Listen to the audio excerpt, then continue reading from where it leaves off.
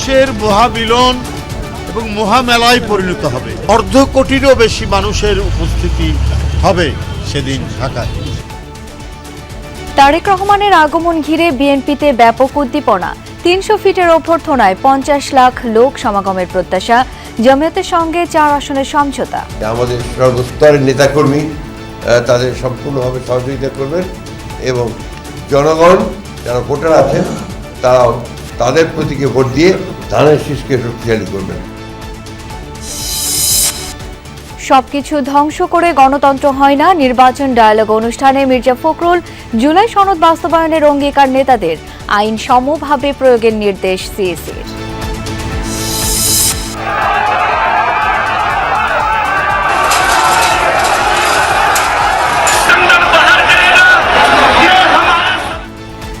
দিল্লি, কলকাতা বাংলাদেশ মিশনের সামনে কট্টর হিন্দুত্ববাদীদের বিক্ষোভ। ভারতীয় হাই কমিশনারকে ডেকে গভীর উদ্বেগ ঢাকার। ঘটনা তদন্তের আহ্বান। আজকে এই জলবায়ু ঘটনা ঘটে এবং সেখানে গভীর উদ্বেগ প্রকাশ করা হয় এবং তারা আমাদেরকে আশ্বস্ত করেছেন যে এরকম তারা যথাযথ পদক্ষেপ নেবেন। গুম নির্যাতনের মামলায় ট্রাইব্যুনালে শেখ হাসিনা সহ 17 জনের বিচার শুরু। অব্যাহতি চাওয়া সেনা কর্মকর্তাদের আবেদন খারিজ। নোয়াখালীর হাতিয়া রণক্ষেত্র চর দখল নিয়ে দুপক্ষের সংঘর্ষে অন্তত 5 জন নিহত। আহত অনেকে হাসপাতালে ভর্তি।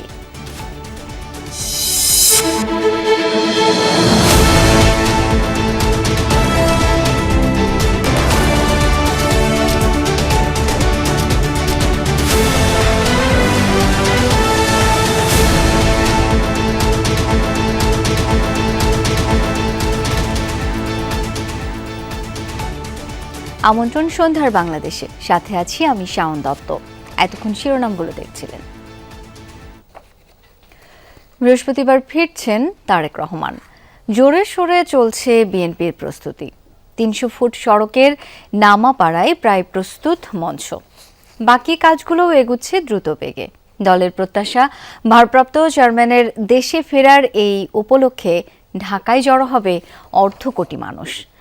এরই মধ্যে বিএনপি নেতাকর্মীদের ঢাকায় পৌঁছতে 10টি ট্রেন বরাদ্দ দিয়েছে রেলওয়ে।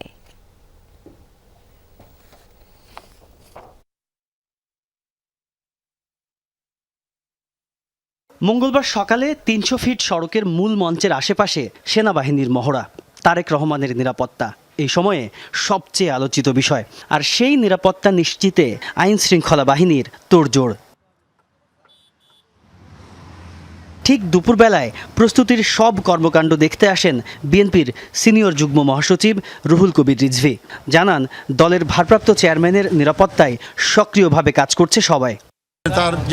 তাকে যে সতর্কতা এবং তার যে নিরাপত্তা সেটা বিধান করার দায়িত্ব প্রথমত সরকারের, তারপর দল সে বিষয়ে পদক্ষেপ গ্রহণ করছেন, একটার পর একটা তারা সেই প্রস্তুতি নিচ্ছেন।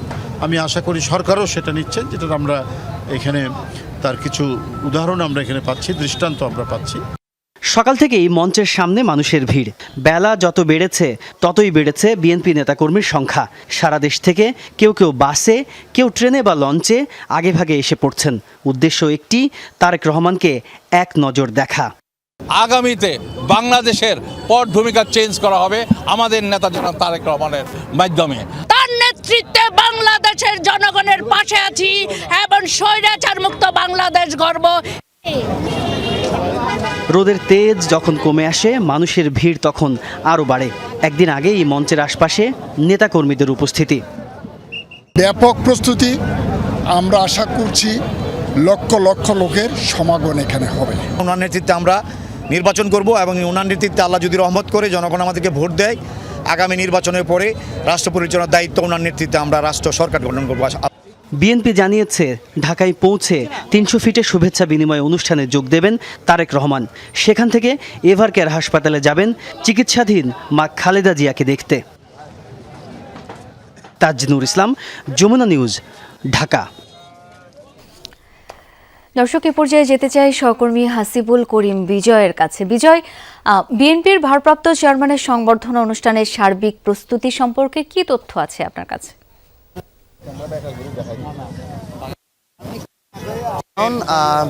আমি বিকাল থেকে এখানে আছি। এখানকার যে স্টেজ সংবর্ধনার জন্য, যে তারেক রহমানকে সংবর্ধনা দেওয়ার জন্য যে স্টেজ তৈরি করা হয়েছে, সেই স্টেজের কাজ কিন্তু প্রায় শেষের পর্যায়ে বলা চলে। পাশাপাশি যদি আমি বলি যে এখানে কিন্তু দেশের বিভিন্ন স্থান থেকে এখন থেকেই নেতাকর্মীরা আসতে শুরু করেছে এবং নেতাকর্মীদের যে ভিড় সেটি আমি লক্ষ্য করতে পারছি। পাশাপাশি যদি বলি যে আইন শৃঙ্খলা বাহিনীর পক্ষ থেকেও যেমনটি জানতে পেরেছি যে আগামীকাল থেকেই তারা আসলে বেশ নিরাপত্তা দেবে এবং এছাড়াও যদি বলি যে স্টেজের আশেপাশের যে এলাকা রয়েছে সেই এলাকাতে কিন্তু প্রচুর নেতাকর্মীর ভিড় আমি দেখতে পাচ্ছি এবং তারা দেশের বিভিন্ন স্থান থেকে এসেছে এবং তাদের মধ্যে বেশ উচ্ছ্বাস উদ্দীপনা কিন্তু কাজ করছে এবং 300 ফিটের যে অংশটিতে আসলে স্টেজটি করা হয়েছে সেই অংশ আসলে একদম লোকাল সড়ক ঘেঁষে এবং এই রাস্তাটি কিন্তু এখন গাড়ি ঘোড়া বন্ধই বলা চলে এবং আমি যেমনটি দেখতে পাচ্ছি যে 300 ফিটের যে মূল সড়কটি রয়েছে সেই মূল সড়ক দিয়েই কিন্তু এখন পর্যন্ত যান চলাচল করছে। এছাড়াও যদি আপনাকে একটু জানিয়ে রাখতে চাই যে রহমান কিন্তু 25 তারিখ সিলেটে সর্বপ্রথম অবতরণ করবেন এবং সেখান থেকে তিনি বেলা 11টা বা 12টা নাগাদ ঢাকায় এসে পৌঁছাবেন এবং ঢাকায় আসার পর তিনি সর্বপ্রথম যেমনটি জানতে পেরেছি যে এখানে সংবর্ধনা যে অনুষ্ঠানটি রয়েছে সেই সংবর্ধনা এখানে তিনি প্রথমে আসবেন এবং এরপরে তিনি এভার কেয়ারে যাবেন তার মা বেগম জিয়াকে দেখতে এবং এরপরে তিনি গুলশানের বাসায় যাবেন। এখানে আমি আসার পর থেকেই দেখতে পাচ্ছি যে নেতাকর্মীদের মধ্যে বেশ উচ্ছ্বাস উদ্দীপনা, পাশাপাশি এখানে তারা বিভিন্ন স্লোগান দিচ্ছে এবং ছোট ছোট মিছিল আমি লক্ষ্য করতে পারছি।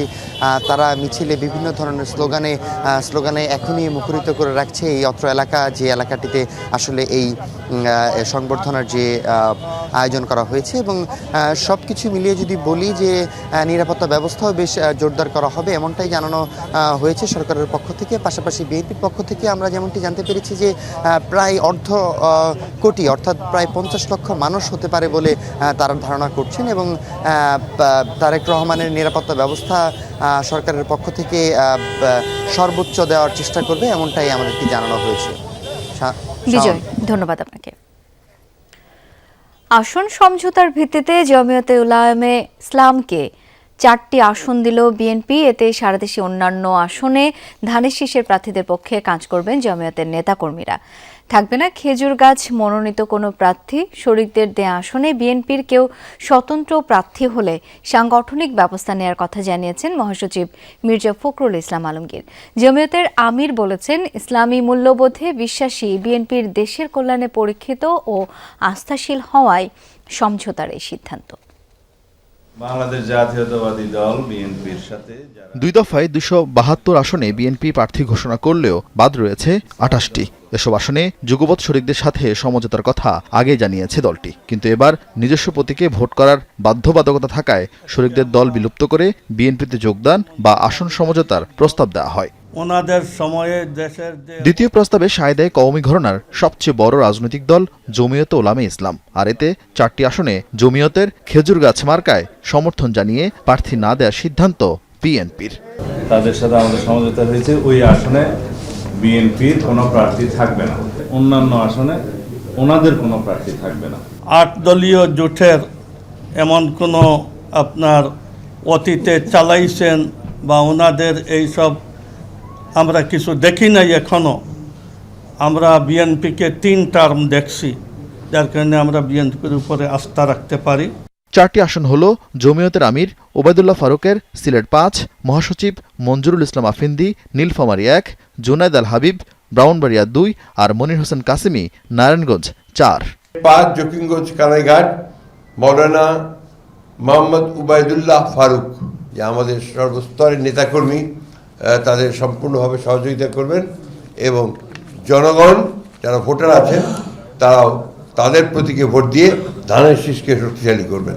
এতে ধানের শীষ নিয়ে নির্বাচন করা হচ্ছে না রুমিন ফারহানা ও তারেক রহমানের খালাতো ভাই শাহরিন ইসলাম তুহিন সহ আলোচিত 4 নেতার। এসব আসনে তারা স্বতন্ত্র নির্বাচন করলে কি করবে বিএনপি? তাদের বিরুদ্ধে দল ব্যবস্থা গ্রহণ করবে। পার্টির সিদ্ধান্ত অপরিবর্তনীয়।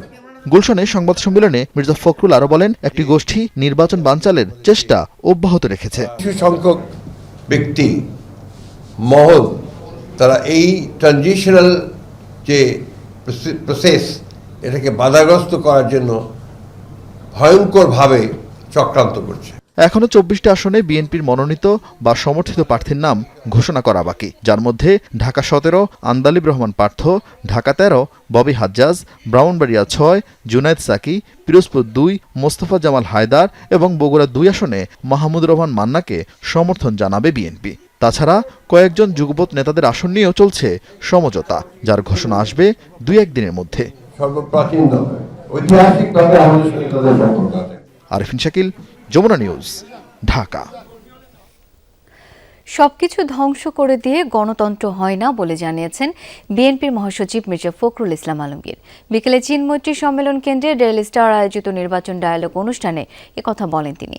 বলেন, বিএনপি ক্ষমতায় যেতে পারলে দেশের আইন শৃঙ্খলা পরিস্থিতি, শিক্ষা, স্বাস্থ্য ও খাদ্য নিরাপত্তা নিশ্চিতে অগ্রাধিকার দেবে। এনসিপির আহ্বায়ক নাহিদ ইসলাম অভিযোগ করেন, আওয়ামী লীগের ভোট নেয়ার প্রতিযোগিতা করছে বিএনপি জামায়াত। এ সময় জামায়াতের সহকারী সেক্রেটারি জেনারেল হামিদুর রহমান আজাদ বলেন, জুলাই সনদ বাস্তবায়নে সর্বাত্মক চেষ্টা করা হবে, প্রয়োজন বাস্তবায়নে দ্বিতীয়বার আন্দোলনে নামার কথাও বলেন তিনি।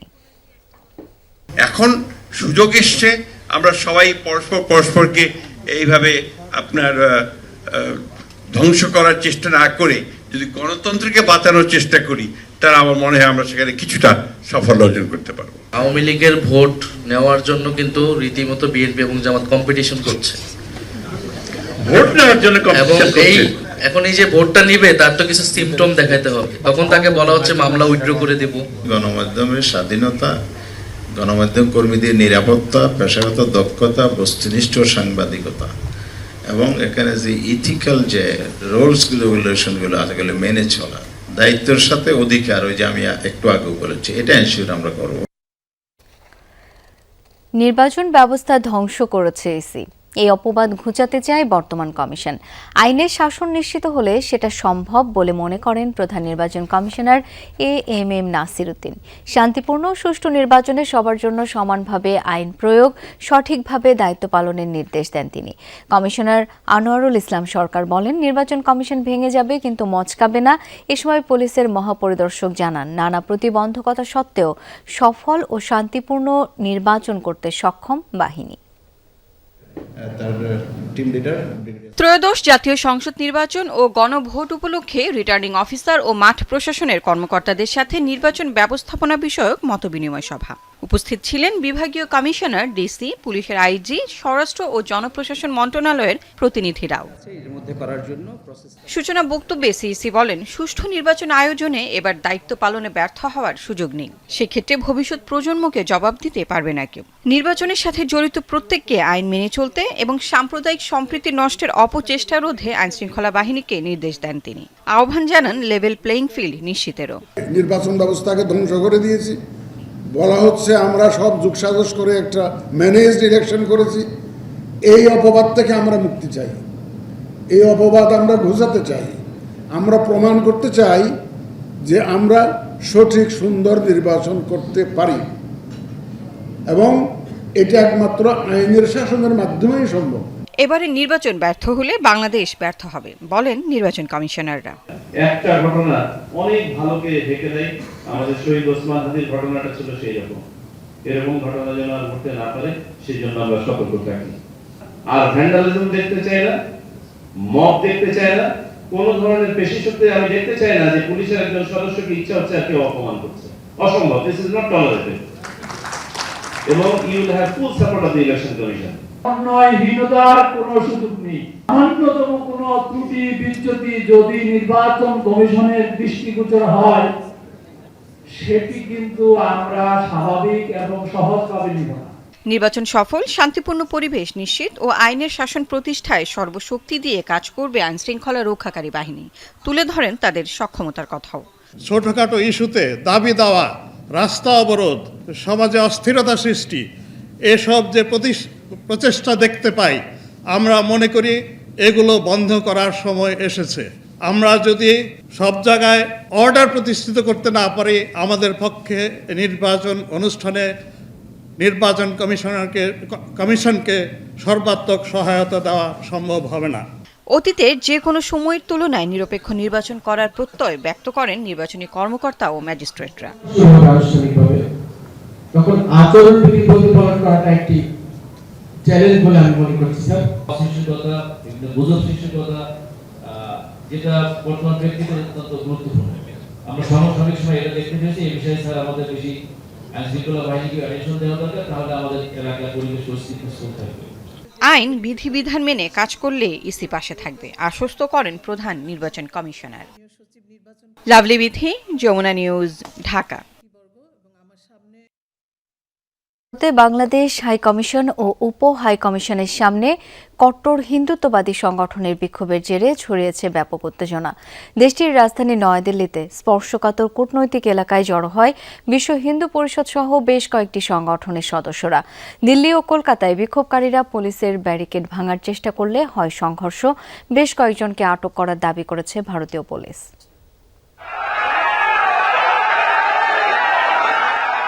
উগ্রবাদী বিক্ষোভকারীদের তাণ্ডবে বিশৃঙ্খলে পরিস্থিতি ভারতের দিল্লিতে বাংলাদেশ হাইকমিশনের সামনে।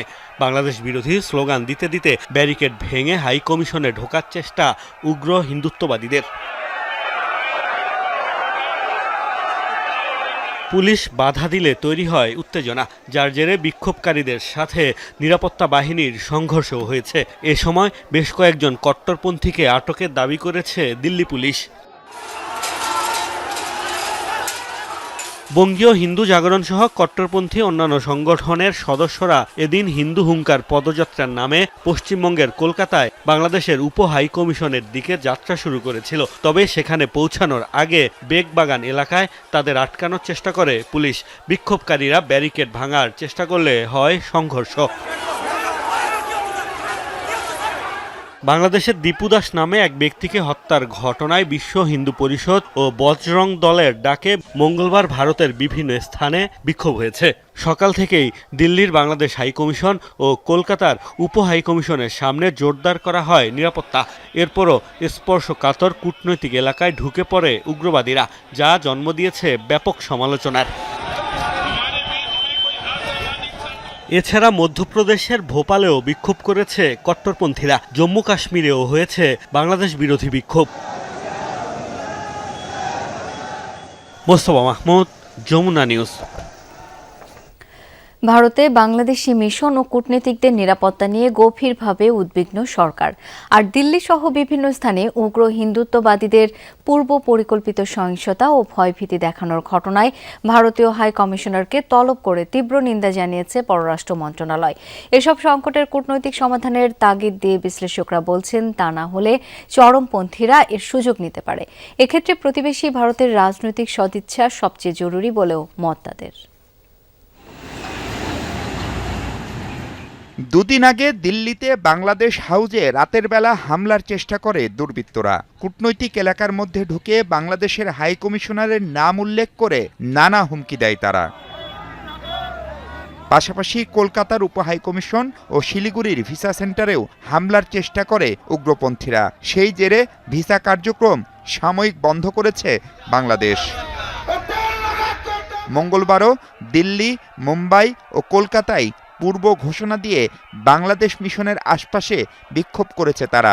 এই ঘটনার প্রেক্ষিতে সকালে হাইকমিশনার প্রণয় ভার্মাকে তলব করে এসব নিয়ে উদ্বেগের পাশাপাশি দোষীদের গ্রেপ্তার ও নিরাপত্তা নিশ্চিতের কঠোর বার্তা দেয় বাংলাদেশ। গতকাল যেমন প্রতিবাদ হয়েছে, আজকেও তেমন প্রতিবাদ হয়েছে। এটা জেনেই সেই প্রেক্ষিতেই আজকে এই তলবের ঘটনা ঘটে এবং সেখানে গভীর উদ্বেগ প্রকাশ করা হয়। এবং তারা আমাদেরকে আশ্বস্ত করেছেন যে এরকম তারা যথাযথ পদক্ষেপ নেবেন। ইনকলাব মঞ্চের মুখপাত্র ওসমান হাদি হত্যা মামলার আসামি ভারতে পালিয়ে গেছে এমন খবরে সম্প্রতি চট্টগ্রামে দেশটির উপ হাইকমিশনারের বাসা সংলগ্ন এলাকায় বিক্ষোভের চেষ্টা করে আন্দোলনকারীরা। এর আগে দিল্লিতে বাংলাদেশের হাইকমিশনারকে তলবও করা হয়। এই তলব পাল্টা তলব অস্থিরতা ও উদ্বেগ বাড়াচ্ছে দুদেশের মধ্যে। এরকম সম্পর্কের অবনতি হলে দুদেশে চরমপন্থী যারা আছে তাদের মধ্যে এক ধরনের উত্থান শুরু হয় এবং সম্পর্ক তখন চরমপন্থীদের দ্বারাই নিয়ন্ত্রিত হয়। নির্বাচনকে কেন্দ্র করে অনেক সময় চরমপন্থী অংশ দুদেশের সম্পর্ক উত্তেজনার মধ্যে নিয়ে যেতে চায়। আমরা যেন সে উস্কানিতে পা না দেই এবং কোনোভাবেই কূটনৈতিক সম্পর্ক বা দ্বিপাক্ষিক সম্পর্ক সেটা চরমপন্থীদের হাতে ছেড়ে না দেই। তবে পরিস্থিতি স্বাভাবিক করতে প্রতিবেশী ভারতের আন্তরিকতা সবচেয়ে জরুরি বলে মত বিশ্লেষকদের। বাংলাদেশের যে কনসুলেটগুলি আছে অতীতেও আমরা দেখেছি ভারতে সেগুলির প্রতি আঘাত এসছে। দুই দেশের সরকারি একটা পর্যায়ে গিয়ে হয়তোবা কূটনৈতিকভাবে এই যে দূরত্বতা তৈরি হয়েছে সেটা নিরসন করার চেষ্টা করবেন, যেটা আন্তর্জাতিক মহলের জন্য এই মুহূর্তে কনসার্ন হিসেবে দাঁড়িয়ে। তবে এর জন্য ভারতের রাজনৈতিক সদিচ্ছার প্রতিফলনটা আমার মনে হয় জরুরি। অন্তর্বর্তী সরকার দায়িত্ব নেয়ার পর এ নিয়ে 6 বার তলব করা হলো ভারতের হাইকমিশনারকে। মাহফুজ মিশু, যমুনা নিউজ, ঢাকা। ময়মনসিংহের ভালুকায় ধর্ম অবমাননার অভিযোগ তুলে পিটিয়ে হত্যা এবং মরদেহ পোড়ানোর চেষ্টা করা কারখানা শ্রমিক দীপু চন্দ্র দাসের বাড়ি পরিদর্শন করেছেন বিভিন্ন মানবাধিকার সংগঠনের নেতারা। দুপুরে নাগরিক কোয়ালিশনের আলোকচিত্রী ও মানবাধিকার কর্মী শহীদুল আলম সহ 18 জনের একটি দল দীপুর পরিবারের সাথে সাক্ষাৎ করেন। এ সময় তার পরিবারের সদস্যদের সাথে কথা বলেন মানবাধিকার কর্মীরা। পরিদর্শন শেষে শহীদুল আলম বলেন, মবের ঘটনায় রাষ্ট্র ও আইনশৃঙ্খলা বাহিনীর অবহেলা দৃশ্যমান। অন্তর্বর্তীকালীন সরকারের কাছে যে প্রত্যাশা ছিল তা পূরণ হয়নি বলেও মন্তব্য করেন তিনি। যারা ধর্মের নামে সন্ত্রাস করছে তাদের দ্রুত আইনের আওতায় আনার দাবি জানান মানবাধিকার কর্মীরা। মবের পরিচালিত যেই বিচার, সেটা থেকে আমাদের সরে অবশ্যই আসতে হবে এবং যারা এদের উস্কানি দিচ্ছে তাদেরকেও বিচারে আনতে হবে। ইসলাম ধর্মের অবমাননা কোনোভাবেই আপনি হত্যা করে আপনি ইসলাম ধর্মের প্রতি সম্মান আনতে পারেন না। এদিকে দীপু চন্দ্র দাসকে পিটিয়ে হত্যা, মরদেহ পোড়ানোর চেষ্টার ঘটনার প্রতিবাদে রাজবাড়ীতে মানববন্ধন হয়েছে। সকালে বাংলাদেশ হিন্দু বৌদ্ধ খ্রিস্টান কল্যাণ ফ্রন্ট রাজবাড়ী জেলা শাখার উদ্যোগে এই মানববন্ধন হয়। জেলা প্রেস ক্লাবের সামনে সড়কে অবস্থান নিয়ে বক্তারা বলেন, একটি গোষ্ঠী দেশে বিশৃঙ্খলা সৃষ্টি করতেই দীপুকে হত্যা করেছে। দ্রুত তাদের শনাক্ত করে শাস্তির আওতায় আনার দাবি জানান তারা। রাষ্ট্রায়ত্ত প্রতিষ্ঠান ইস্টার্ন রিফাইনারি আধুনিকায়নে বড় প্রকল্প হাতে নিয়েছে সরকার। ব্যয় ধরা হয়েছে প্রায় 35,500 কোটি টাকা। জ্বালানি তেল পরিশোধন ও সংরক্ষণের সক্ষমতা বৃদ্ধি করতেই এই সিদ্ধান্ত। জাতীয় অর্থনৈতিক পরিষদের নির্বাহী কমিটি একনিক সভায় এটি অনুমোদন দেওয়া হয়েছে। সকালে প্রধান উপদেষ্টা ডক্টর মোহাম্মদ ইউনূসের সভাপতিত্বে একনিক সভায় 20টি প্রকল্প নিয়ে আলোচনা শুরু হয়। টেবিলে উপস্থাপন করা হয় 2টি, পরে 46,419 কোটি টাকা ব্যয়ে সব প্রস্তাবই অনুমোদন করা হয়। পরিকল্পনা কমিশন জানায়, প্রকল্পটি বাস্তবায়ন হলে স্টার্ন রিফাইনারিতে 3 মিলিয়ন টন অপরিশোধিত জ্বালানি তেল পরিশোধন করা সম্ভব। একই সঙ্গে দেশের পেট্রোলিয়ামজাত পণ্যের চাহিদার 45 থেকে 50% পূরণ হবে। ফলে জ্বালানি তেলের সংরক্ষণ সক্ষমতা বৃদ্ধি, বৈদেশিক মুদ্রার সাশ্রয় এবং জ্বালানি নিরাপত্তা নিশ্চিত সম্ভব হবে। গুম ও নির্যাতনের আরেক মামলায় বিচার শুরু হলো শেখ হাসিনা, তারেক সিদ্দিক, 11 সেনা কর্মকর্তা সহ 17 জনের। মঙ্গলবার বিচার শুরুর আদেশ দিয়েছেন ট্রাইব্যুনাল 1। এদিন গ্রেপ্তার 10 সেনা কর্মকর্তা নিজেদের নির্দোষ দাবি করেন। এই মামলায় আগামী বছরের 21 জানুয়ারি সাক্ষ্য গ্রহণ। এদিকে শতাধিক গুম ও হত্যা মামলায় এনটিএমসির সাবেক মহাপরিচালক অবসরপ্রাপ্ত মেজর জেনারেল জিয়াউল হাসানকে গ্রেপ্তার দেখিয়েছেন আদালত। ট্রাইব্যুনালের প্রসিকিউশন বলছে, আওয়ামী লীগের শাসনামলে র্যাবের টিএফআই সেলে ব্যারিস্টার আরমান সহ 14 জনকে গুম করে নির্যাতন করা হয়। 5 আগস্টের পর তাদের অনেকেই মুক্তি পান। গুম নির্যাতনের মামলায় শেখ হাসিনা, তারিক আহমেদ সিদ্দিক সহ 17 জনের বিরুদ্ধে অভিযোগ দাখিল করে প্রসিকিউশন। মঙ্গলবার গুম ও নির্যাতনের মামলায় শেখ হাসিনা সহ 17 জনের বিরুদ্ধে অভিযোগ গঠন করে বিচার শুরু করেন ট্রাইব্যুনাল। ভিকটিম সাক্ষী আছেন, কিছু ইনসাইডার সাক্ষী আছেন যারা খুবই গুরুত্বপূর্ণ, এবং একই সাথে বিভিন্ন মানবাধিকার সংস্থা, বিভিন্ন এনজিও এবং সরকারের বিভিন্ন সংস্থার কিছু প্রতিবেদন ইত্যাদির আলোকে আমাদের সাক্ষ্য প্রমাণগুলো প্রতিস্থাপিত করা হয়েছে। এবং এর ভিত্তিতেই যখন ট্রায়াল শুরু হবে আপনারা দেখবেন একে একে সবগুলো সাক্ষ্য প্রমাণ দিয়েই আমরা এই আসামিদের অপরাধগুলো বিয়ন্ড রিজনেবল ডাউট প্রুফ করার সর্বোচ্চ চেষ্টা করব। বিচার শুরুর আগে এদিন ট্রাইব্যুনালে উপস্থিত ছিলেন গ্রেফতার 10 সেনা কর্মকর্তা। তারা গুমের অভিযোগ থেকে নিজেদের নির্দোষ দাবি করেন। আসামিদের র্যাব নাকি সেনা কর্মকর্তা হিসেবে বিচার হচ্ছে, এমন প্রশ্নে আদালতে আসামিপক্ষ ও প্রসিকিউশনের মধ্যে তৈরি হয় বিতর্ক। এ সময় এজলাসে উত্তপ্ত বাক্য বিনিময় হয়। চিফ প্রসিকিউটর আজকে ট্রাইব্যুনালে এই বিষয়টি আবার উল্লেখ করেছেন এবং ট্রাইব্যুনালও এই বিষয়ে একমত পোষণ করেছেন যে এখানে র্যাবের বিচার হচ্ছে কিংবা র্যাবের অপরাধী সদস্যদের বিচার হচ্ছে। সেনাবাহিনীর কর্মকর্তা এটা নিয়ে কোনো সন্দেহ নেই। আমরা যেটা মনে করি প্রসিকিউশনের দায়িত্ব পালন করছে, আমরা আমাদের ডিফেন্সের দায়িত্ব পালন করছি। এখানে একটা আইনি একটা গ্যাপ আছে। এদিকে শতাধিক ব্যক্তিকে গুম ও হত্যা মামলায় সাবেক সেনা কর্মকর্তা জিয়াউল আহসানকে গ্রেফতার দেখিয়েছেন আদালত। এ মামলায় সাক্ষ্য গ্রহণ আগামী বছর 4 জানুয়ারি। রাব্বি হোসেন, যমুনা নিউজ, ঢাকা। নোয়াখালীর হাতিয়ায় চর দখলকে কেন্দ্র করে দুই পক্ষের সংঘর্ষে নিহত হয়েছেন অন্তত 5 জন, আহত হয়েছেন বেশ কয়েকজন। পুলিশ জানায়, মেঘনার বুকে জেঁকে ওঠা জাকলার চর দখলকে কেন্দ্র করে গত কয়েকদিন ধরেই সংঘর্ষ চলছিল সুকচর ইউনিয়নের মেম্বার মনির গ্রুপের সাথে স্থানীয় প্রভাবশালী শামসু গ্রুপের। এরই জেরে সকাল থেকে আবারও সংঘর্ষে জড়ায় দুই পক্ষ। দিনভর থেমে থেমে চলে সংঘাত, রণক্ষেত্রে পরিণত হয় গোটা এলাকা। এ সময় গোলাগুলির ঘটনাও ঘটে।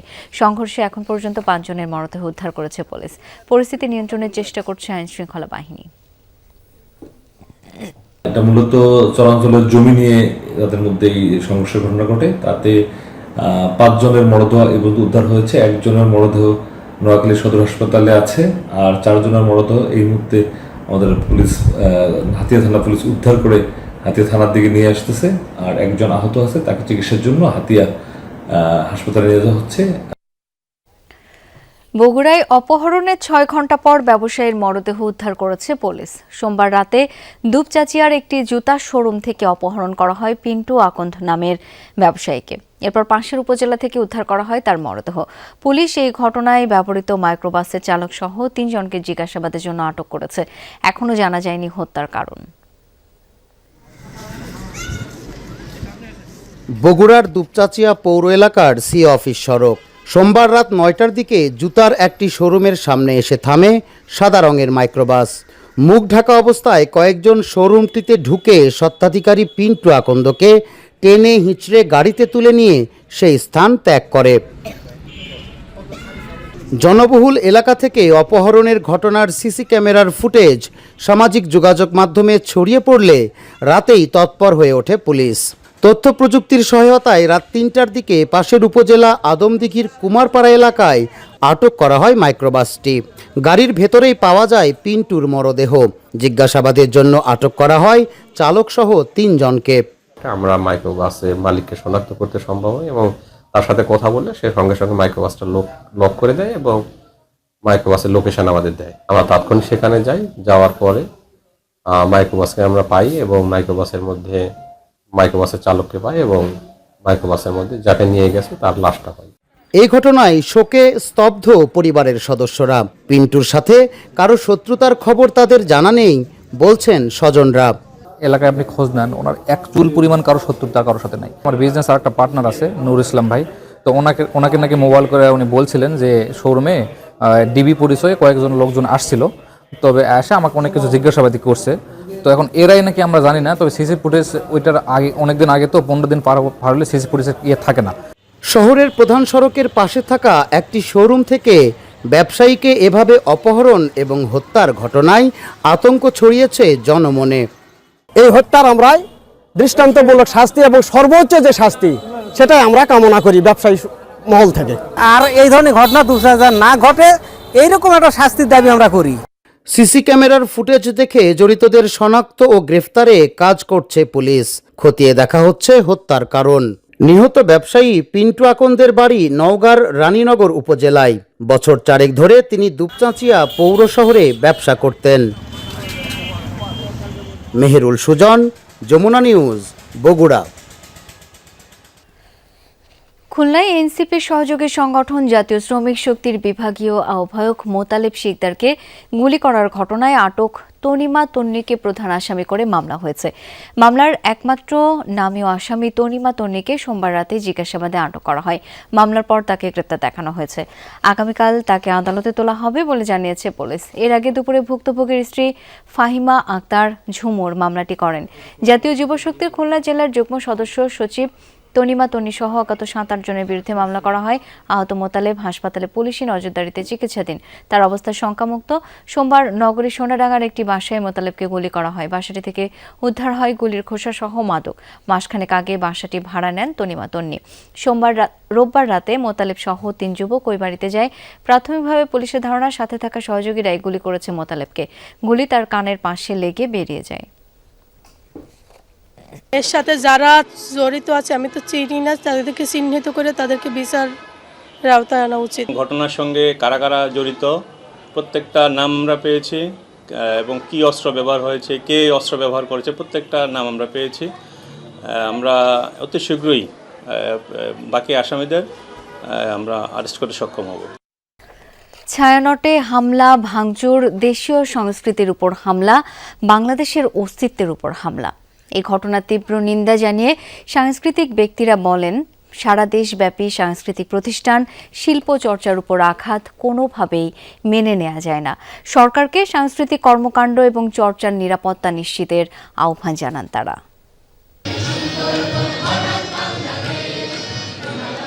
সংগ্রাম বা প্রতিবাদে গানই বরাবর আশ্রয় হয়েছে বাঙালির। গানের অন্তর্নিহিত শক্তি এই অঞ্চলের মানুষকে করেছে বলিয়ান। সম্প্রতি ছায়ানট ভবনে হামলা করেছে দুর্বৃত্তরা। ভাঙচুর আর লুট করে বাদ্যযন্ত্র, শ্রেণীকক্ষের উপকরণ। হামলা হয়েছে উদীচী শিল্পগোষ্ঠীর কার্যালয়েও। বছরব্যাপী হামলা হয়েছে বাউলদের ওপর।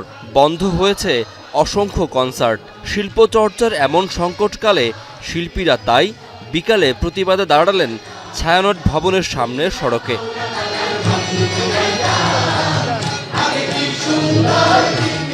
প্রতিষ্ঠানটির শিল্পীরা ছাড়াও এখানে অংশ নেন দেশের শিল্পাঙ্গনের খ্যাতিমান মানুষরাও। আমার বিশ্বাস যে বর্তমান যে যারা সরকারে আছেন তারা আমাদের সাংস্কৃতিক অঙ্গনকে বাঁচানোর জন্য আপ্রাণ চেষ্টা করবেন বলে। বাংলাদেশে এই ধরনের ঘটনা ভবিষ্যতে যেন আর না হয়, সেটার জন্য আমরা সরকারকে আমরা দাবি জানাইতে চাই যে এটা যেন তারা একটা প্রিভেন্টিভ স্টেপস নেন এবং এর সাথে জড়িত যারা যারা আছে তাদেরকে যেন অনতিবিলম্বে আইনের আওতায় আনা হয়।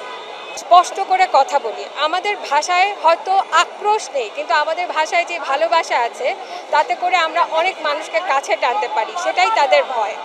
প্রতিবাদে অংশ নেওয়া শিল্পীদের চাওয়া সাংস্কৃতিক কর্মকাণ্ড বিঘ্নিত না হোক, মানুষে মানুষে সম্প্রীতি বাড়ুক।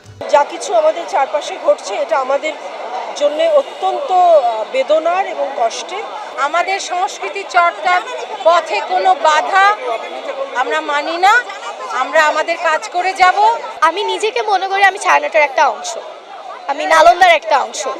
আমরা মেনে নিতে পারছিলাম না যে আমরা ছোটবেলা থেকে আমরা দুজনই অঙ্কুর থেকে এখানে পড়ি। যারা এই কাজটা করেছে তারা ভালো করে নাই, কারণ এখানে হচ্ছে কি সংস্কৃতির প্রথম বিকাশ সেখান থেকেই শুরু।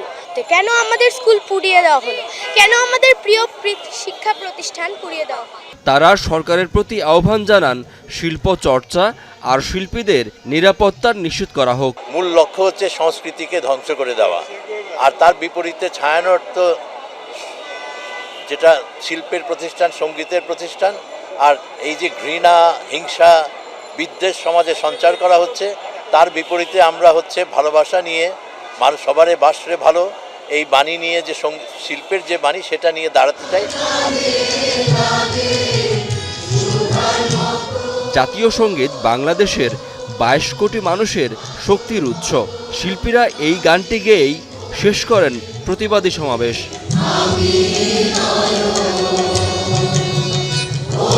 শাকিল হাসান, যমুনা নিউজ, ঢাকা।